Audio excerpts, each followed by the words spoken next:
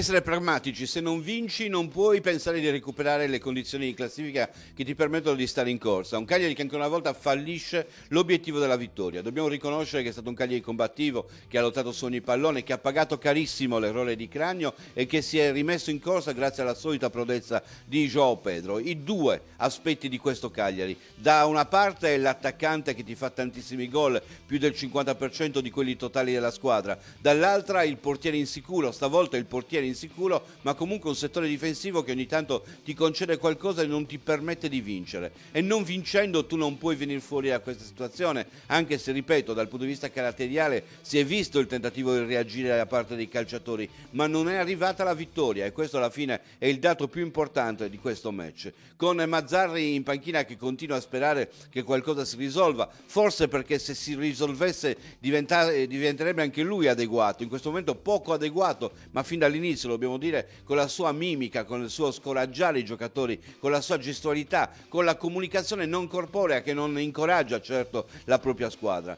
Non possiamo dire che è questo l'elemento che non ha permesso di vincere, anche se questo incide certamente nell'economia di tutta la stagione, nei rapporti con i calciatori, in quelle che sono le ansie che si possono creare, le insicurezze dei giocatori più deboli e più insicuri. È vero invece che il Cagliari non ha ancora una trama di gioco, si affida molte volte ai lanci lunghi, si affida alle giocate dei singoli, si affida a quelle che sono le risorse: Nandes per le sue scorrerie, Bellanova che sta crescendo molto nella corsia di destra, João Pedro appunto, che è il giocatore che in questo caso ti aiuta parecchio. Si sono visti anche progressi difensivi, perché non è stato concesso al Torino di avere tantissime occasioni, soprattutto prima e dopo il gol. Nel finale magari, quando invece la squadra si è scoperta, ci sono avute 3-4 occasioni per mandare KO la squadra rossoblù, però è anche vero che qualche assetto in più, qualche automatismo in più si comincia a intravedere. Tutti aspetti positivi che, per poter essere valutati un po' più a fondo, perché possano essere delle piccole perle